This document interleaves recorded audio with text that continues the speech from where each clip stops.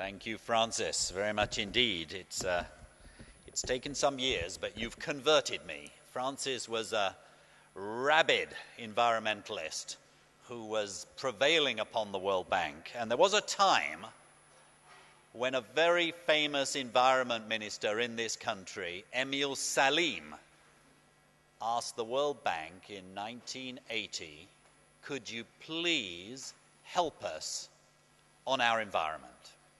And tragically, the World Bank said, we don't do environment.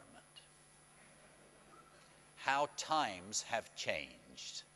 Last year, 90% of our client countries said to us, we want you to make climate change one of the 3 or 4 main themes that you help us with. So as a result, the World Bank Group is now in more than 130 countries working on climate change. And Francis, thank you for nudging us in that direction. And let me say, Bapak dan Ibu-Ibu yang terhormat, saya senang sekali bahwa datang kembali ke Indonesia hari ini. For the others here that don't speak Indonesian, I will now speak in English for your sake. It is great to be here. It's hard to imagine a more important conference on a more important subject at a more important time than this. And I commend you, Francis, and all the other organizers of this conference. This is one of the conferences that could be truly influential. And isn't it appropriate? I think CIFOR, I don't know whether you're the only global multilateral institution based in Indonesia, but you're certainly one of the very few. And how appropriate it is that the world's leading research and analytical institution on forests should be based here in Indonesia. Not just because Indonesia has one of the 3 great tropical forest systems in the world, but because Indonesia is a global leader on forests.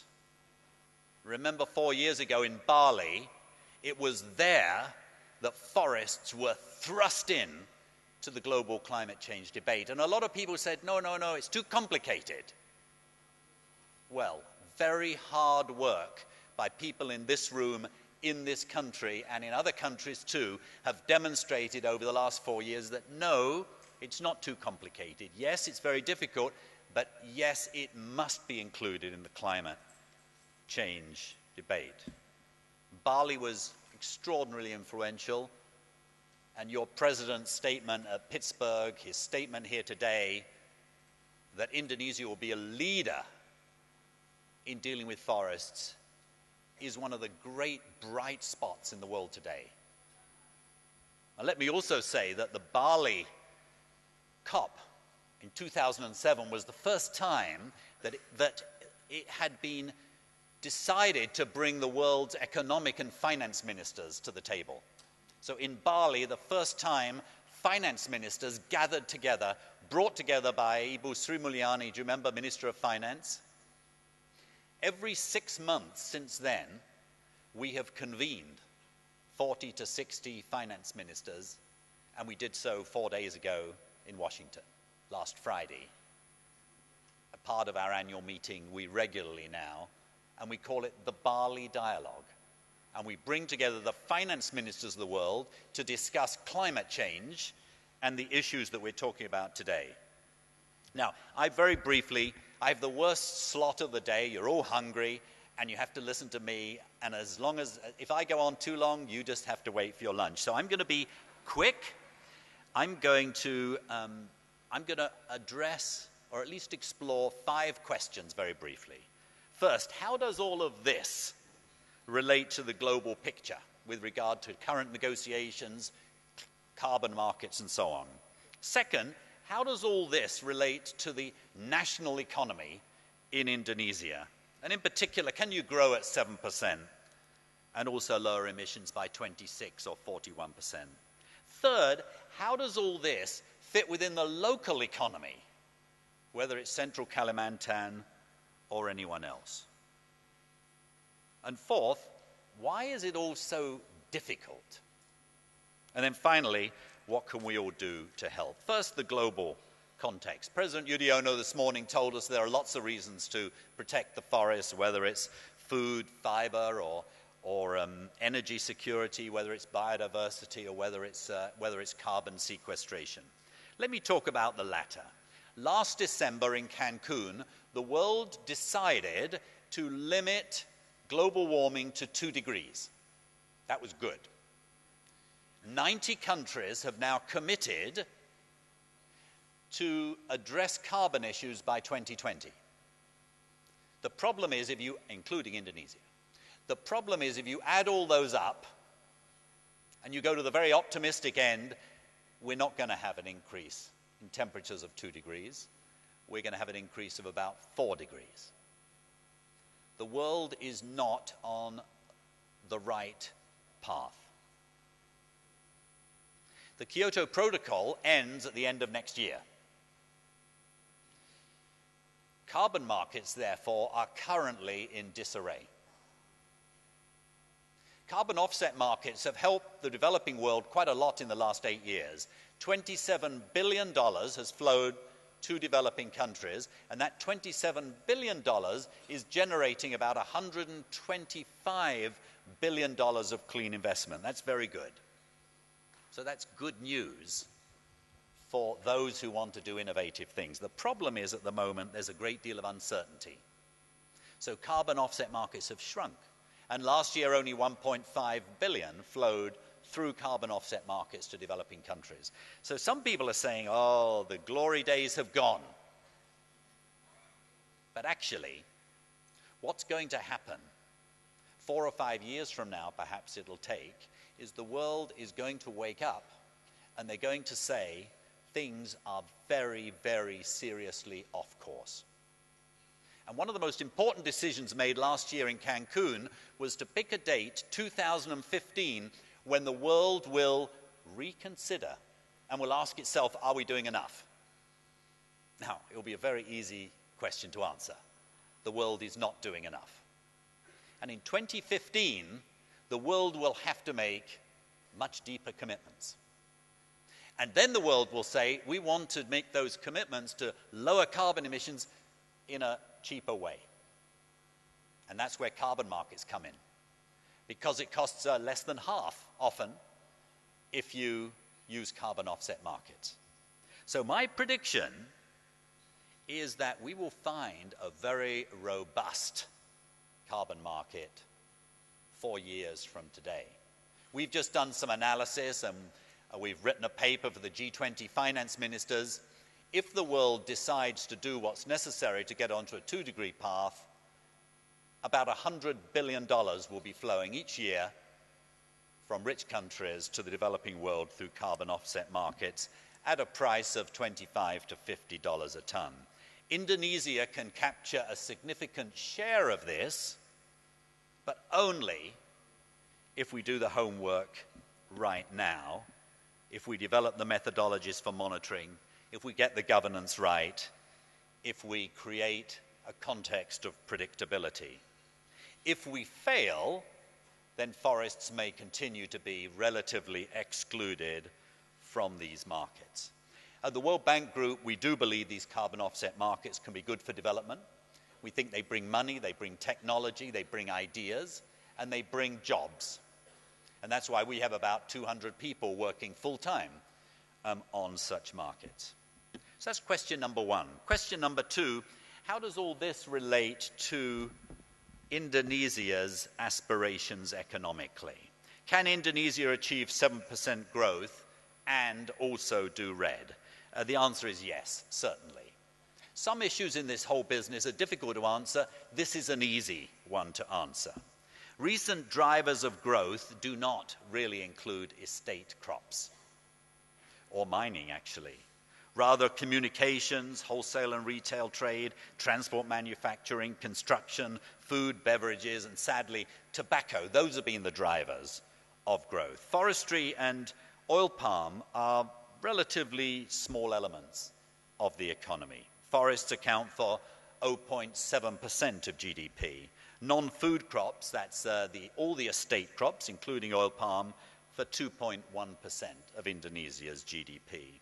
If these sectors had not grown at all in 2010, for example, Indonesia's growth would have been 1/20th of 1 percentage point lower. So instead of being 6.1%, it would have been 6.04%. So these are very important sectors, but they're not the sectors that are currently driving Indonesia's macroeconomic growth. So it's important just to lay this to rest. So if anybody says, well, we simply can't do all this stuff because we couldn't grow, that's just not the point. The president's goal of 26% to 41% reduction is fully consistent with 7% growth. I think all the analysis shows that. Now, it's very important to make the point. This doesn't mean that the oil palm sector, for example, is not important. It is.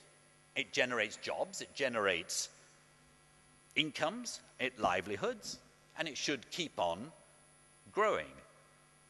But it should grow differently. It should grow through intensification, should grow through using the million of hectares underutilized of degraded land. Currently, over 8 million hectares are under production. 3 million hectares are licensed but not currently cultivated. And around something like 15 million hectares are unused or degraded land. Now, I've got to be honest, at the moment, it is more expensive to develop oil palm on these underutilized or degraded land. For one reason, you don't get the revenues from cutting down the trees.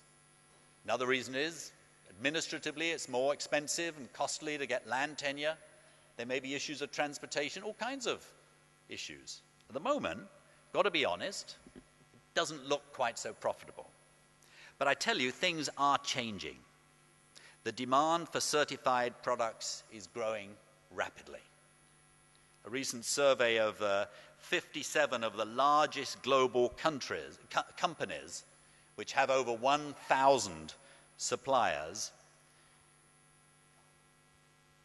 most of them showed that they now track regularly supply chain emissions data. So more than half of the leading companies that are purchasing now are actually now measuring the supply chain for its sustainability.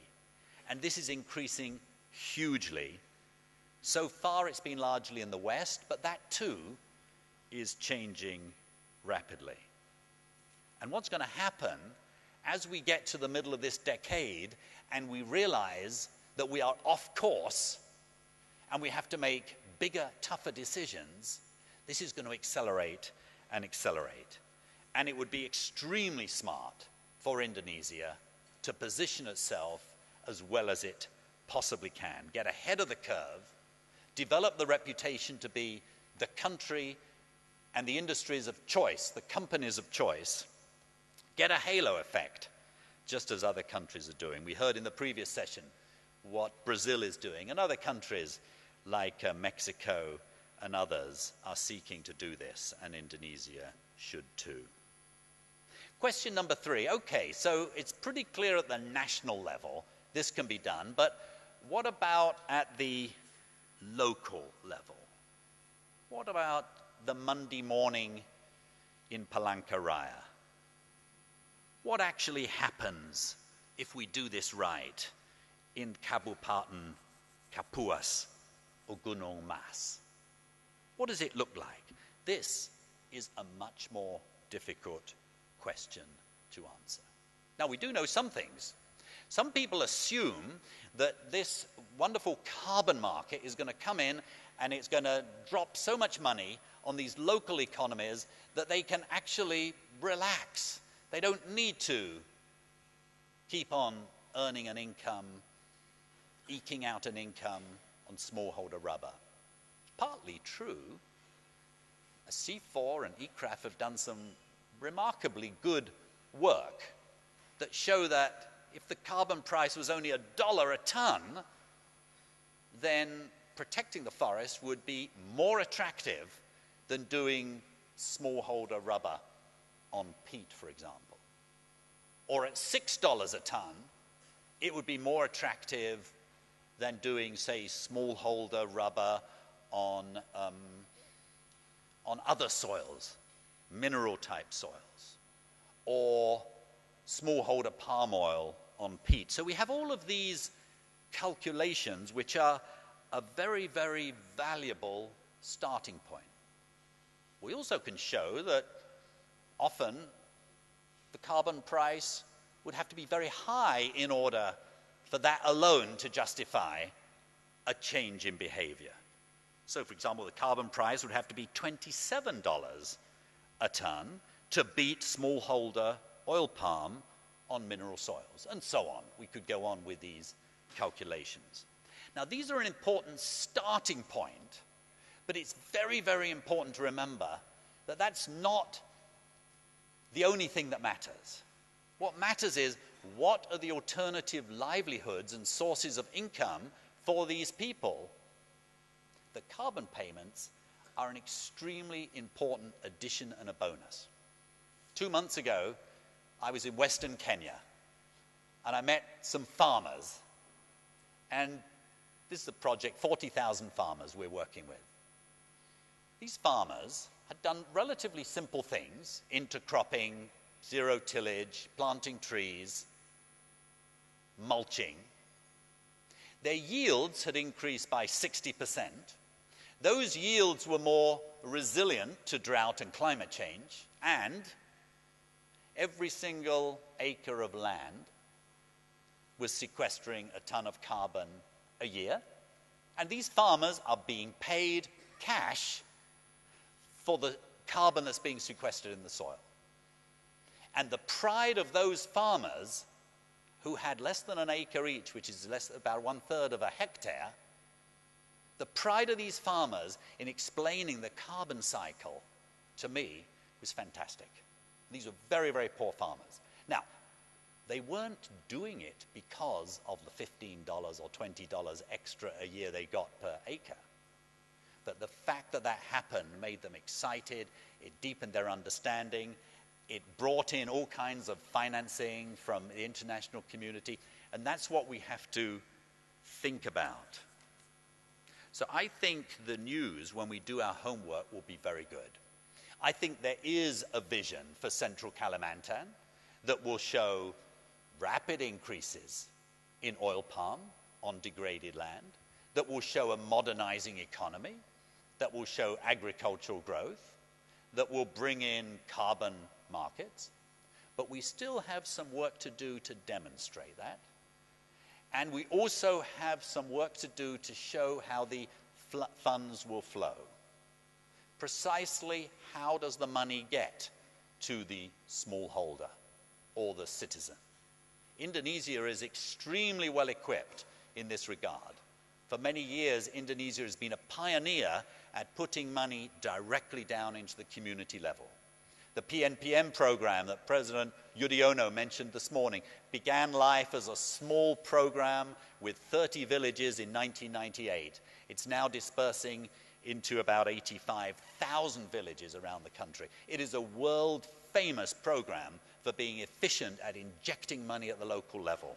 That's the kind of instrument that Indonesia can use now to inject economic life, as well as education, health, infrastructure, and so on, at the local government level. Now, last week's Rencana Aksi Nasional for greenhouse gas emissions is a very important document for lots of reasons. But one of the things in there is that it suggests that each province will have the obligation to think about its development strategy. And we all need to help on this, because it's whether or not local citizens are engaged and the private sector is engaged in that that will determine whether or not we're successful. Question number 4. So why is this all so difficult? Well, it's difficult because it is very difficult. It is technically difficult stuff, this. It is socially difficult. It is politically difficult. And we've run into a bit of a problem whereby we sort of stereotype each other. And the environmentalists sort of say, well, for heaven's sake, it's obvious you should be doing this. And the business people who have been doing business and earning money and creating jobs and building exports for this country, they say, these guys are so naive. They have no idea what they're talking about. And we've created a sort of polarizer. And this happens in every country. This is a deeply conflictual political and economic tussle that's going on. And we shouldn't kid ourselves. It happens in every country.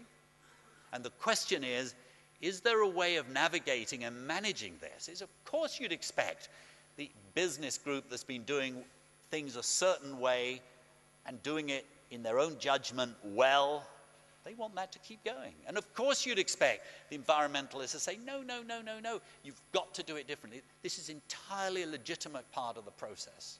And you've got a government where some ministries will be encouraged to go in this direction because of it, and other ministries will say, no, no, no, we have to go in this direction. We're also in an environment where there's a lot of risk. You know, what is going to happen to carbon markets? Do we really understand the science of all of this? So in this context, we have to be realistic. I am absolutely certain that the overall journey is in the direction towards what this conference is all about, REDD with growth. I do believe that green growth is coming. The simple logic of it suggests that citizens of great countries like Indonesia will demand that this wonderful national and global heritage be sustained.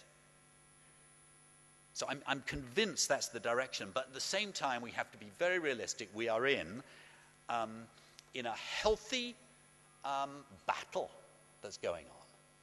And we need to diagnose all the different positions. And that leads us to the final question. What can we all do to help? What won't help is if we all stay in our own groups individually. If the academics are here working with NGOs, if the business community's over here throwing stones at, and vice versa, if the donors take a sort of holier-than-thou attitude. Now, in this country, I don't think that is happening, actually. I think this is a healthy process, but we have to keep it in that way. What's required? Well, the international community, first.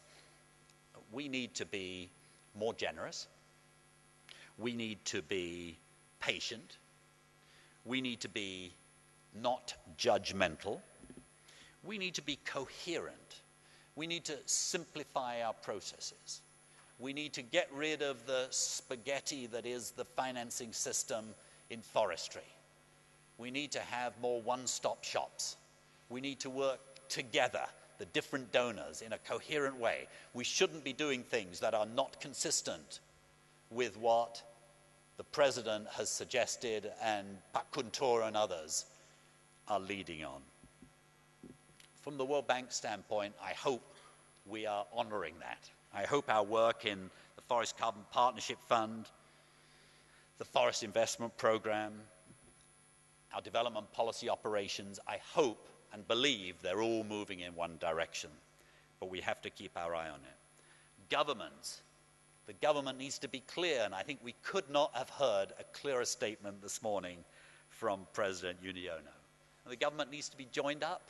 Every government in the world is heterogeneous with different departments pulling in different directions at times, but it's terribly important now that the government shows one clear face. And a consistent, long-term, predictable policy environment is what the private sector and what carbon markets are craving for. NGOs need to bring us down to earth. We spend too much time in Jakarta and not enough time where it really matters on the front line, where the really difficult decisions. And I think civil society can really help us there. The private sector needs to be willing to engage, needs to be willing to sit down, look at facts together, share experiences together. You will be the ones who drive growth. We need an honest dialogue with you. But also the media and the education sectors need to play an extremely important role. it will be the hearts of Indonesians that will drive whether we succeed or fail in that, and those in turn will be shaped by what's in our media and what our teachers are teaching at school. Look, let me just close, because I can see in your eyes you are all hungry and you've had enough of this. Look, the world is watching Indonesia with extraordinary admiration. I mean, the foreigners here know that. I'm not sure that all Indonesians do, but I really want you to know that. The world looks at Indonesia as a great potential beacon of hope in this field. They love the statements that they heard this morning. They feel if we had more leadership like this, the world would get onto the path that we need to get to. But the world is also, it's sort of like sitting on the edge of its seat. With its, are they going to succeed or not? And one, we'll hear something, and then, oh no, it doesn't seem to be working in the right way. And then, oh, that's good. Now they're moving it back. So you wouldn't believe how the sort of sleepless nights we're all having as we watch with great affection and admiration for what Indonesia is doing. Now look, I mean, that's not to put any pressure on you or anything like that, but don't assume it's only your own citizens that are watching you. Look, if Indonesia succeeds, and I deeply believe Indonesia will succeed in this, it will be a massive gift to the world. And also, it will be a huge gift to the citizens of Indonesia. It's a great joy for me to be part of this conference and this journey we're on together.